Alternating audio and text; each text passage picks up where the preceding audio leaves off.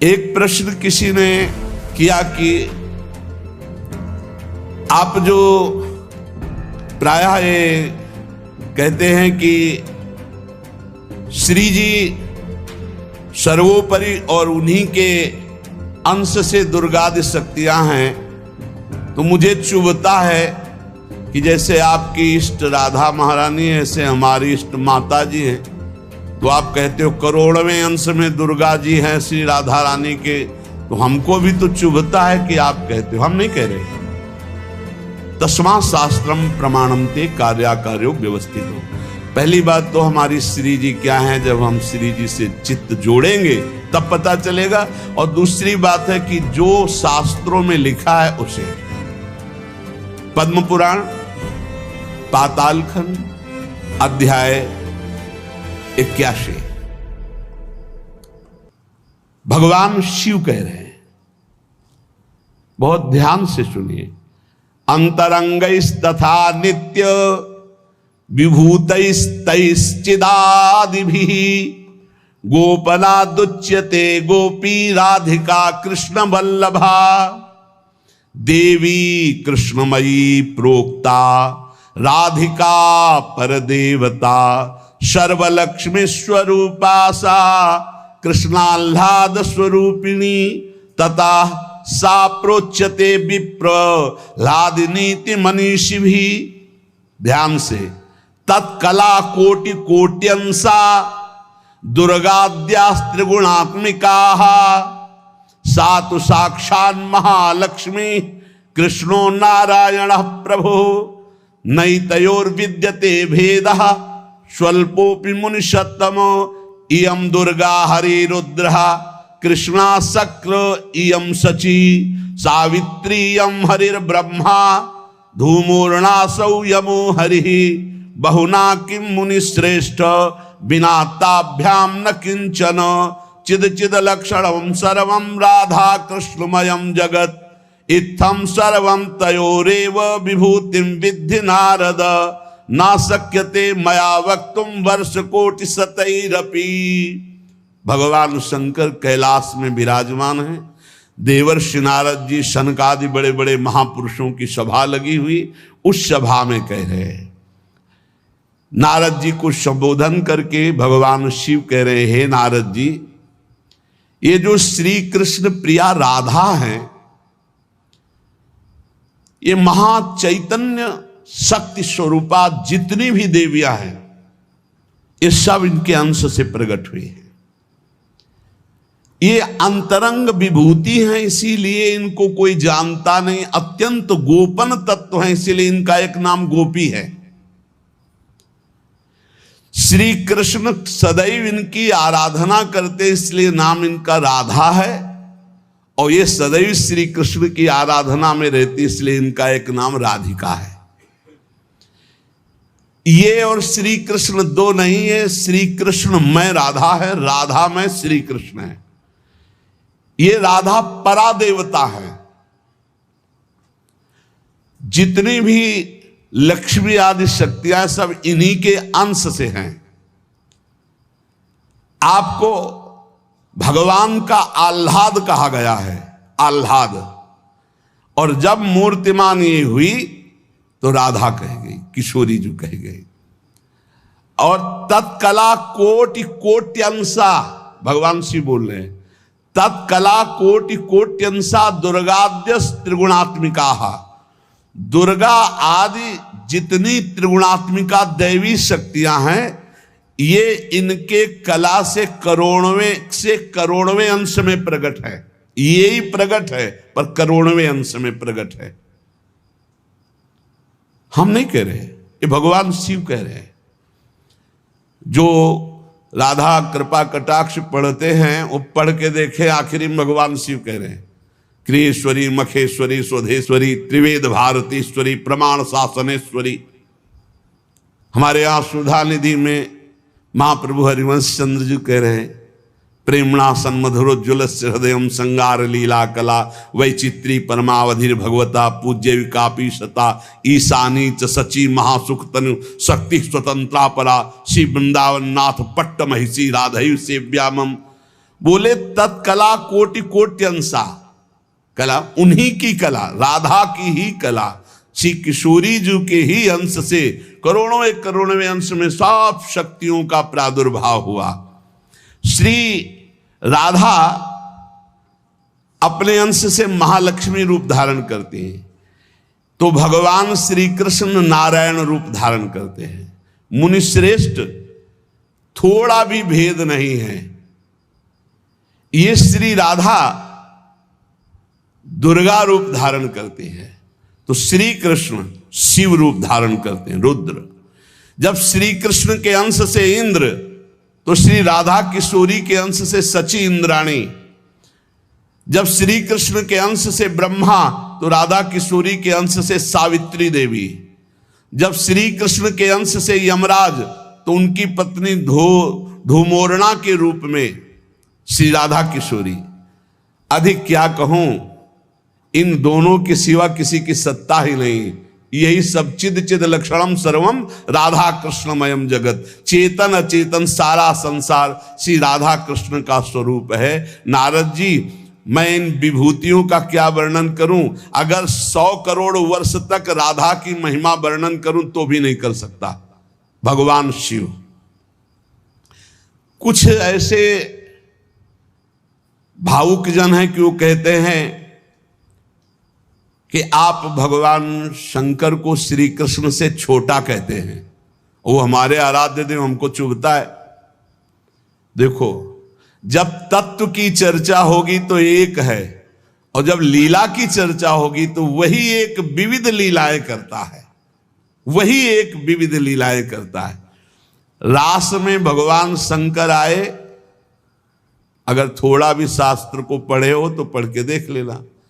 गोपी रूप धारण किया, रास में प्रवेश पाया, श्री कृष्ण चरण वंदना, किशोरी जी की चरण वंदना, और फिर गोपी रूप धारण करके रास में प्रवेश।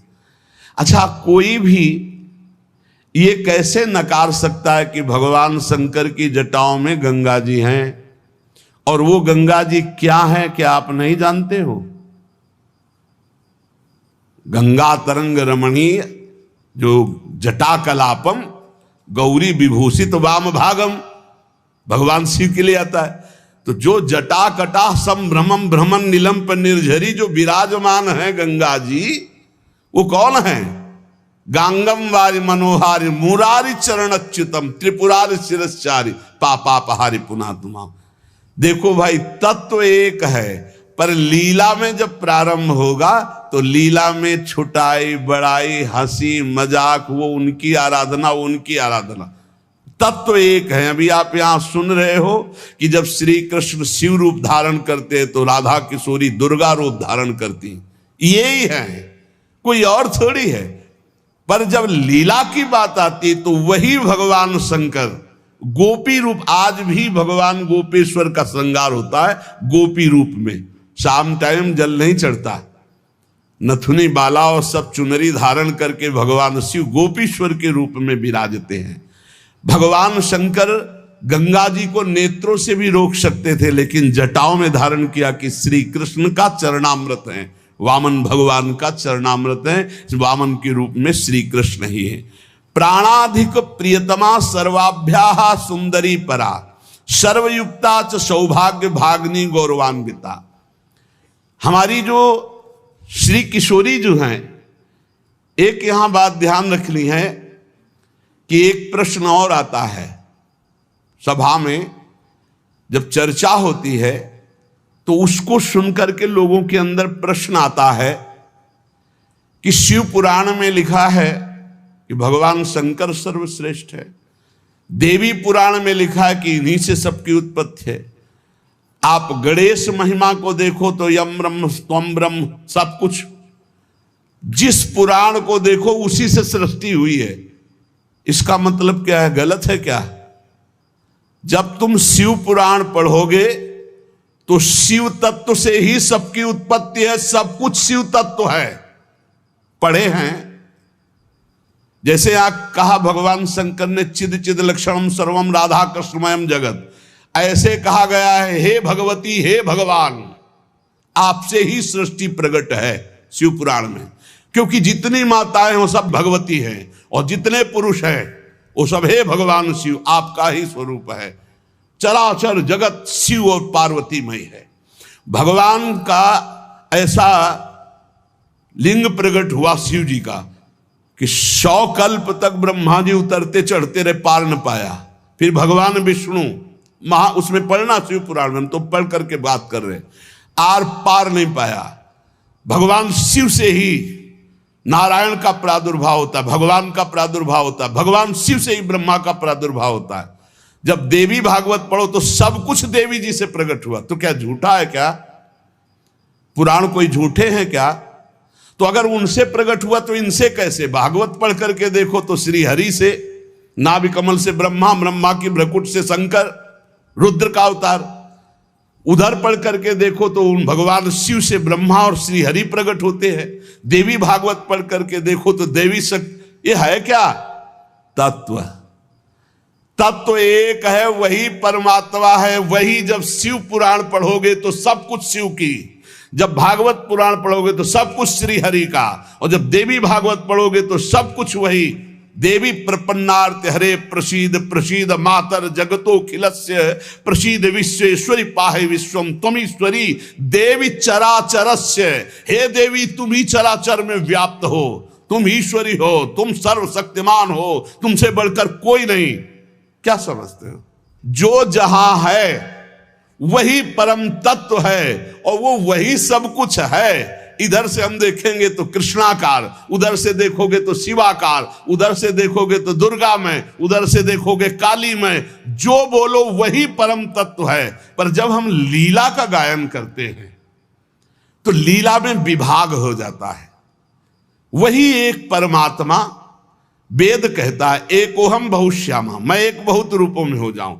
अब वही परमात्मा शासक बन गया, वही शासित हो गया, वही धर्मात्मा बन गया। उसी के छाती से धर्म प्रकट हुआ, उसी के पीठ से अधर्म प्रकट हुआ। अधर्म करने वाला दंडनीय हो गया, धर्म करने वाला बंदनीय हो गया। लेकिन दंडनीय और बंदनीय में दोनों में एक तत्व विराजमान है, तत्व में अंतर नहीं। ये जो समझते नहीं ना, लीला को समझते नहीं है और तत्व को समझते नहीं, तो ये झगड़ा करने लगते हैं कि शिव को छोटा कैसे कह दिया। पूछो शिव जी से जाके। अरे उनको देखो तो रात दिन भगवत श्री हरि चर्चा करते रहते, और हरि को देखो, उनसे पूछो जाके कि तुम्हारे आराध्य देव कौन है, बोले कि शंकर। हरि से पूछो कि तुम्हारा गुरु कौन है, बोले शंकर। और शंकर जी से पूछो तुम्हारा आराध्य देव को, बोले हरि। और हम आपस में लाठी चलाएं। अरे वो एक है, वो एक है, वो अनेक है। अनेक होते हुए भी एक है, एक होते हुए भी अनेक है। इस बात को समझो। जब देवी भागवत तो देवी ही सब कुछ है, देवी के ही अंश से राधा है। समझिए आप, जब हम वृंदावन से बोलेंगे तो राधा के अंश से देवी है। जब आप शिव पुराण से बोलेंगे तो शिव के अंश से हरि है, और जब भागवत पुराण से बोलेंगे तो हरि के अंश से शिव है। आप इस बात को समझिए। जब लीला का बात, लीला प्रसंग आएगी तो उसमें भेद हो जाते हैं। जैसे ब्रह्म ऋषियों ने विचार किया कि इन 3 महान भगवत स्वरूपों में कौन सबसे बड़ा है। क्या उन ब्रह्म ऋषियों को पता नहीं कि हरि ही ब्रह्मा है, ब्रह्मा हरि ही शिव है। शिव ब्रह्मा और हरि में किंचित मात्र भेद नहीं। स्वयं भगवान बोले मैं ही हर हूं, मैं ही विधि हूं, मैं ही हरि रूप हूं। जगह जगह वर्णन है। लेकिन जब भृगु जी परीक्षा के लिए गए तो ब्रह्मा जी के सामने जाके ऐसे खड़े हो गए।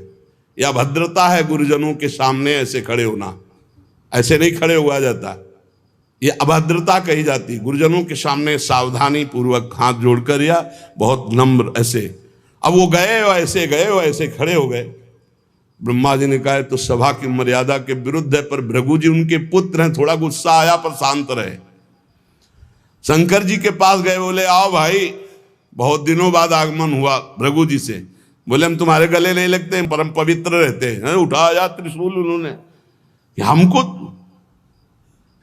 भृगु जी शांत होकर के वहां और भगवान हरि के पास गए, सैया में पड़े हुए थे, सीधे लात मारी जाके, सीधे छाती पे लात। भगवान उठे और कहा मुझे पता नहीं था आप आ रहे हो, नहीं आपकी अगवानी करता, और चरण दाबने लगे। बोले आपके चरण बहुत कोमल है, मेरी छाती बहुत कठोर, कहीं चोट तो नहीं लग गई। और आज के बाद जब जब अवतार भी लेंगे तब तक आपका भृगु चरण चिन्ह ये हमारे छाती पे बना रहेगा, ये हमारा बड़ा सौभाग्य हो।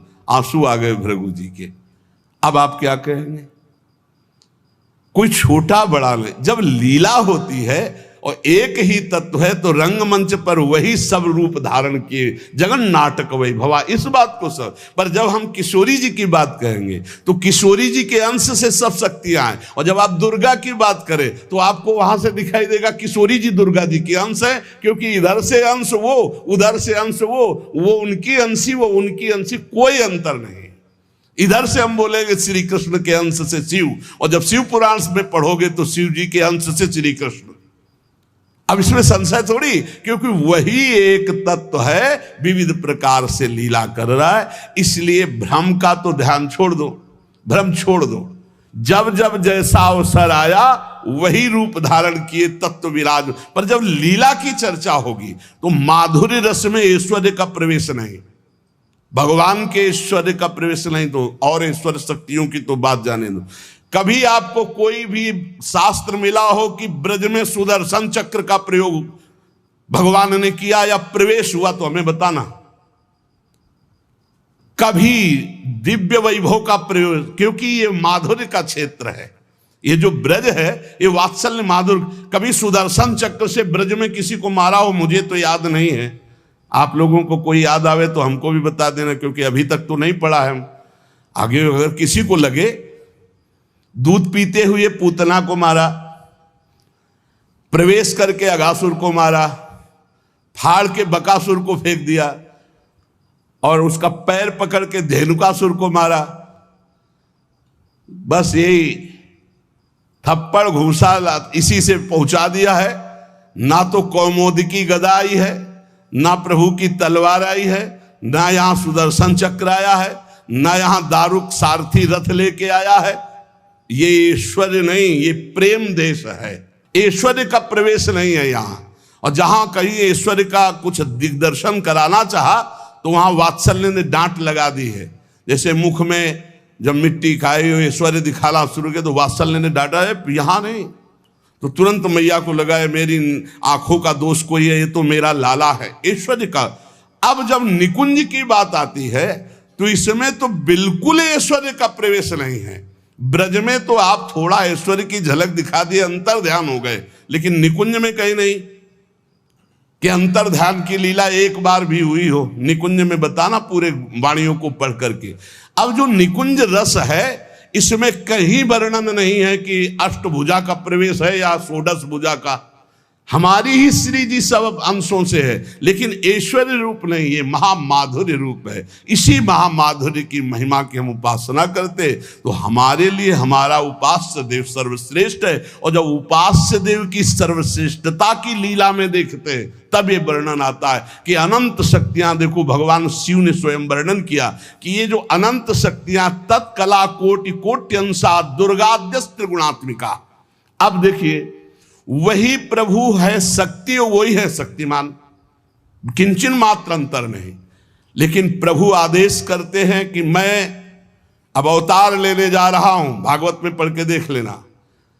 तुम हे महाशक्ति बलराम जी का कर्षण करके रोहिणी के गर्भ में डालो और मैं स्वयं अवतार लो। तुम जाकर नंद बाबा के यहां कन्या रूप से पूरी लीला पढ़ के देख लो। और नाम चामुंडा, कुष्मांडा, दुर्गा आदि तुम्हारे विविध नाम भगवान ने रखे और तुम सबकी कामना पूर्ण करने वाली होगी। जाओ मेरा आदेश है, ऐसा करो। भगवान ने आदेश किया, शक्ति कार्य कर रही। भगवान की प्राप्ति के लिए उसी शक्ति की आराधना कात्यायनी रूप से गोपिकाएं करते हैं कि मुझे श्री कृष्ण पति रूप में प्राप्त हो। उसी शक्ति की आराधना सीता जी गौरी पूजन करती है। और सीता जी कौन है? काल रात्र निश्चर कुल केरी, महाकाल रात्रि स्वरूपा उनको गोस्वामी जी ने कहा। काल रात्रि निश्चर कुल केरी, जही सीता पर प्रीति घनेरी। ये नहीं समझ रहा रावण की साक्षात इसका काल पधारा है, ये काल रात्रि महाशक्ति स्वरूप चाट जाएंगे, कुछ नहीं बचेगा लंका में। ये दुष्ट जिनके प्रति विरोध भाव कर रहा है कौन है? वही गौरी है और वही गोरी है, वही महाशक्ति है और वही सीता जी है। अब आप समझिए, आदि शक्ति जय जग उपजाया, सीता जी गौरी पूजन कर रहे हैं।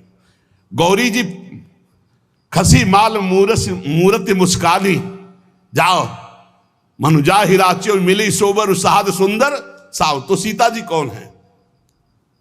मनुष्य रूपा को भगवान राम कह रहे। आदि शक्ति जेहि जग उपजाया, सो अवतरी मोर यह माया।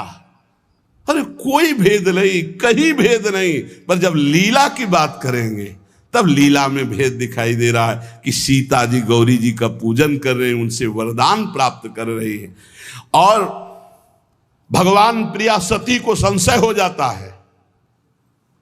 लीला भेद देखो कि ये राम जी कैसे सच्चिदानंद में, जब हे खग हे मृग हे मधुकर श्रेणी, पूरा प्रसंग पढ़ करके देखो आप। और है कौन? या देवी सर्वभूतेषु बुद्धि रूपेण संस्थिता।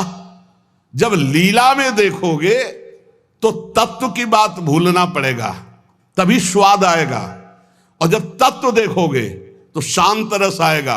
ये दास्य वात्सल्य सख्य, ये रसों का स्वाद नहीं मिल पाएगा। उसमें एक ही तत्व है, तो वह समझ में आ रहा है वही तत्व है। जब लीला में देखोगे तो आपको वही तत्व परशुराम है, वही तत्व राम जी है। लेकिन राम जी के आगे परशुराम जी घुटने टेक कर जय जय जय रघुकुल केतु, भृगुपति गए तपहि बन हेतु। ये समझना होगा। ये जो आजकल के नए बच्चे ना, ये तर्क वितर्क शुरू कर देते हैं। लीला में तर्क वितर्क नहीं होता है, तत्व में एक ही वस्तु है। तत्व की जब बात करोगे तो आप क्या समझते हो? कितने दिन से तुम दुर्गा जी की उपासना करते हो? बचपन से आराधना, और पूरी अम्मा मान के, पूरी जैसे अपनी अम्मा, पूरा आसक्ति अम्मा, आद्या शक्ति दुर्गा, और पिता भगवान शिव। तुम समझते नहीं हो, जहां हमें भेजा है उस तत्व को जो समझाया, उस तत्व से बोल रहे। तुम तो उसको दो पक्ष में ले रहे हो। तुम्हारे को क्या पता कि महादेव जी मुझे कितना प्यार करते हैं, भगवती कितना प्यार करती है, हम भगवती अम्बा और महादेव जी से कितना प्यार करते हैं। तत्व को समझिए। राधा तत्व सर्वत्र व्याप्त तत्व है, चिद चिद लक्षणम सर्वम राधा कृष्णमयम जगत। पर जब लीला में स्वरूप राधा जी का जो है वो कहीं त्रिभुवन में कहीं नहीं है, क्योंकि महामाधुर्य रस प्रेम स्वरूपा है, जिनकी आराधना स्वयं श्री कृष्ण करते। और जिन श्री कृष्ण की आराधना भगवान शंकर, शनकादि, ब्रह्मादि सब करते। ये हमारे उपास्य देव है। और जब आप अपने उपास्य देव के विषय में जैसे बोले कि श्री कृष्ण जिनके सेवक हैं ऐसे महादेव, कोई परेशानी नहीं। श्री कृष्ण जिनके सेवक हैं ऐसे महादेव, क्योंकि हमें पता है कि तुम जो बोल रहे हो वो सत्य बोल रहे हो, क्योंकि वैसे ही उस तत्व को देखा जाता है। ये तत्व है ही ऐसा कि हम जिस भावना से जैसे देखें वैसे दिखाई देगा। जब हम गणेश स्तोत्र पढ़ते हैं तो सब कुछ गणेश जी बने हुए हैं। जब राम स्तोत्र तो सब कुछ राम, जब कृष्ण सब कुछ कृष्ण, जब नरसिंह तो सब कुछ नरसिंह, जब वाराह तो सब कुछ वाराह, वही बने हुए, दूसरा कोई नहीं। इसमें हमें कोई संशय नहीं है। तुम्हें कितना ज्ञान है? उनके पति हैं शिव ज्ञान समुद्र, वो कह रहे हैं। हम तुम्हें पूरा परिचय के साथ बता रहे। पद्म पुराण पाताल खंड अध्याय 81, उसमें कह रहे तत्कला कोटि कोट्यंसा दुर्गाद्यास त्रिगुणात्मिका। कभी रास का स्वाद लिया है? रास का स्वाद लेना है तो ब्रज रस में। इसी यही तो वृंदावन की लीला, मत समझो गुरु को चीला। या ऋषि मुनि गए हार जपे जा राधे राधे, ऋषि मुनि गए हार जपे जा राधे राधे। प्रियालाल है प्रियालाल। अगर हम जो बोलते हैं उसकी बात को समझ लेना। कह दो कहाँ प्रमाण है, तो हमारी छाती प्रमाण है। खिलवाड़ मत समझना।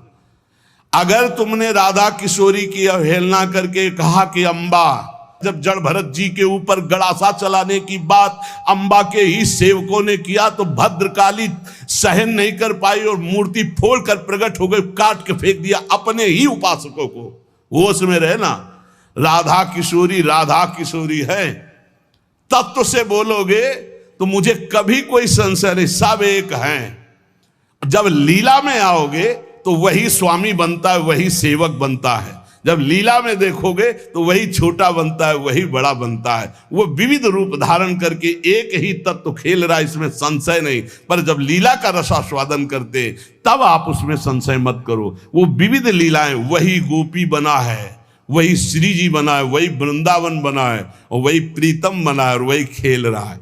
वही नरक बना है, वही अधर्म बना है, वही दंड विधान बना है, वही रोग बना है, वही विविध प्रकार की यातना बना है। समझो ना, कहते हो नरक भी वही बना। तो जब नरक नहीं था तब कौन था? श्री कृष्ण। और जब नहीं रहेगा तब कौन है? श्री कृष्ण। तो बीच में जो भास रहा है नरक, वो है कौन? श्री कृष्ण। अब ये जान जाओ तो नरक नरक ही नहीं है, परम पद के अधिकारी हो गए। जब यही नहीं जान रहे तो वो दुखप्रद है, अगर जान गए तो वो सुखप्रद है। अगर जानकारी का भी विस्मरण हो गया और सच्चिदानंद में स्थित, तो आप ही वो हो, जानत तुम्हें हो जाए। तुम भी वही हो जो शिव, जो कृष्ण। जब तत्व में आओगे तो तुम भी वही हो, कोई किंचन मात्र अंतर नहीं। वही एक परमात्म तत्व विविध रूप में खेल रहा। चिद चिद लक्षणम सर्वम राधा कृष्णमयम जगत ईशावास्यमिदं सर्वम यत् किंचे जगत्याम जगत।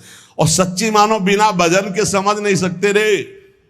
हमारी भाषा समझ ले, ये तर्क वितर्क से नहीं समझ सकते। जब तक ब्रह्मचर्य नहीं रहोगे, पवित्र आहार नहीं करोगे, लाखों नाम जप नहीं करोगे, तब तक वैसे समझ जाओगे ये कोई बातों का विषय है। भजन नहीं करोगे, परमात्म तत्व तुम्हारे तर्क वितर्क से समझ में आएगा। इसलिए समझा देते कि समझ लो, तुम्हारा मंगल हो जाए। और अगर ऐसे पक्ष और विपक्ष की भावनाएं रखोगे तो तुम्हें संतों में दोष दर्शन हो जाएगा। पक्की बात समझ लो। इसलिए बहुत सावधान। यहां से जो चर्चा होती है वो भगवत प्रसाद स्वरूप होती, उसका पान करो तर्क छोड़ करके। खूब नाम जप करो, डट के बन जाओगे। खूब संतों की चरण धूलि माथे पे। हाँ, लहु गणित तत्तपसा नयाति न चेज्या न निरूपणाद गृहाद्वा न छंद सा नैव जलांग सूर्यो बिना महात्पाद रजोभिषेकम। रज लगाओ, संतों की चरणामृत पियो, संतों के वचनों का श्रद्धा विश्वास पूर्वक बढ़िया मंगल में ज्ञानी हो जाओगे। आपको कोई संशय नहीं रहेगा। पर लीला में बड़ा अंतर है। जब विमान पे चढ़ा हुआ जो वृत्तासुर बने थे, चित्रकेतु उनका नाम था। और जब भगवान शिव को वो ऐसे शब्द जो नहीं बोलने चाहिए वो बोल रहे थे, तो अंबा जी गुस्सा हो गई। तो भगवान शिव ने कहा था कि तुम्हारे क्रोध और श्राप का उसके ऊपर कोई फर्क नहीं पड़ेगा। क्यों? बोले श्री हरि का निज जन है, साप दे दिया जा, दैत्य हो जा, क्या फर्क पड़ा? अंतिम समय जो वृत्तासुर की स्थिति है वो देख लो। जो भगवान शिव ने, कोई फर्क नहीं पड़ने वाला। क्यों? वो भगवान श्री हरि का निज जन है, भगवान का जन, भगवान शिव का है। भगवान शिव को भी गुस्सा नहीं आया, अंबाजी को गुस्सा आ गया।